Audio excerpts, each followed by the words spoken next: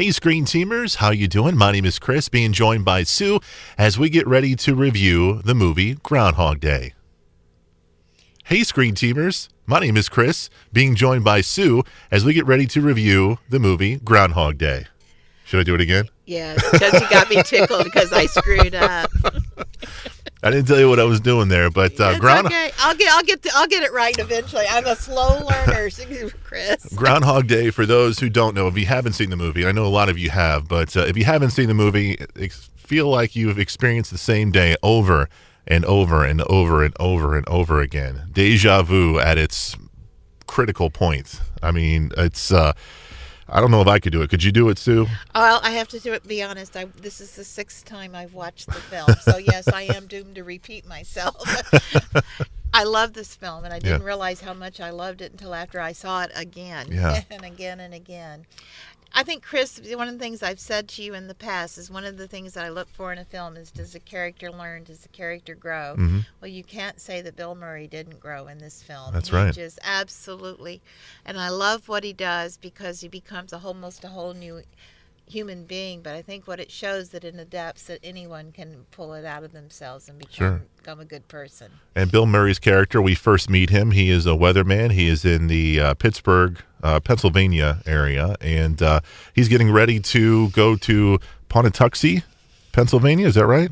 Puxatawny. Puxatawny. Okay. I had to say it over and over, so I get it. Sure. So he's getting ready to go there to do a live broadcast for Groundhog Day, where obviously, if you don't know the tradition, and how did they come up with this tradition? Do you know? No, I don't. I think it's one of those old wives' tales, as they call them. And, of course, Groundhog Day means a lot to me because my son is a groundhog baby. So is that right? Right. So I was sort of tickled to when this film first came out, when they called it Groundhog Day. Of course, we had to watch it right away. So we've been watching it since 1993. And my husband was reluctant to watch it with me. He says, "Oh, I've seen it. I remember it all." And then when he got through last night, after we got through watching it, he says, "You know what? There was a lot I forgot." Yeah. And it really is. But why the tradition came about, I don't know. And I think there's six more weeks of winter regardless. And that's what Bill Murray says, too. He says there's going to be 6 more weeks of winter. He's bored with it. He's bored with he's bored and thinking he's got to repeat something he's been doing for umpteen years as a weatherman, going to Puxatawny and watching the groundhog come out, and he's jaded and he's just bored with same old. Same old. So I think he gets his comeuppance. He gets same old, and I don't think it's giving away the film to say he repeats Groundhog Day for several months. They don't really tell you how much, but obviously with the amount of things that happen and the way it passes through many years. It's been a long time. Because he learns how to play the piano, not just like, chopsticks, but he learns to play the piano very, very well. He learns how to do ice sculpture. So those things take time, for sure. They do. For sure. Absolutely do.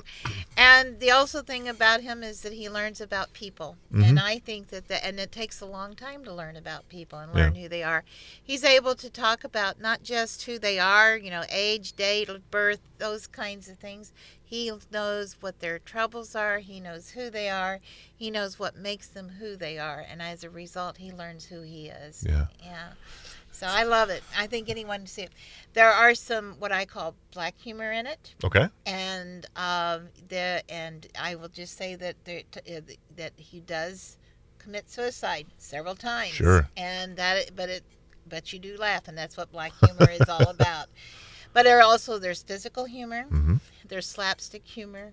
It's a romantic comedy. It has it all in one. It's like a melting pot of just different genres. Right. I think we also should talk about the director and writer, and that's Hal Ramis. And Hal Ramis and Bill Murray worked together in Second City in Chicago, and then later on became a part of Saturday Night Live. And they come out of that group. And then we also think about that Hal Ramis wrote about another rodent in Caddyshack. That's right. So we have a groundhog in 2 different films. It makes me wonder if Bill's not very selective in his second banana, so to speak. Yeah. It's funny you talk about those two because this was a very difficult film for both of those gentlemen. I think at the time Bill Murray was going through a divorce and some life issues and stuff like that, and him and his friend Harold Ramis weren't seeing eye to eye, and it kind of drew them apart from each other. This movie did, so it was kind of a good movie for us because we all enjoy it, but kind of sad for their friendship. I think they did end up getting back into communication again before Harold Ramis passed away, but it was a long time. I read the same thing, and I think that's absolutely correct. But I would recommend, it's not just, as I said, if you've already seen it once, I think you could see it 2, 3, 4, 5 times and still get something out of it, and also learn to appreciate. And I think it also teaches us, not just the character of Bill Murray, but it teaches us to look at people and to try to get to know them. Mm-hmm. And I think that we look at that moment in time and say, oh my gosh, who is, but what we really need to think about is, okay, what's going on here, and who is this person, and what's going on.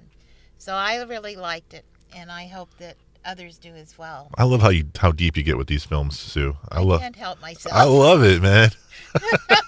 I was like, I didn't think about that. You're right. Yes, this is a more meaningful film than just playing the same day over and over again. So if you don't know Sue, she's with the Poplar Bluff Public Library. They do just tons and tons of stuff over there. Of course, you can get books, you can get audiobooks, you can get comics there. I've seen a big selection of comics at the library. So you guys do not just one thing, you guys do a lot of different things. Well, not only that, I hope people will look at our stuff too, because I have noticed that more and more people are getting their phones ready, that Bluetooth them with their car, and there those audiobooks go, because you have Hoopla and Overdrive to do that. So I have no idea what you're talking about. Oh, Hoopla. Man, you come in my world. Oh, my goodness. Sue's got the technology for you. I tell you what, go see her and the entire staff over at the Poplar Bluff Public Library. We've got more reviews coming for you right here on the Screen Team.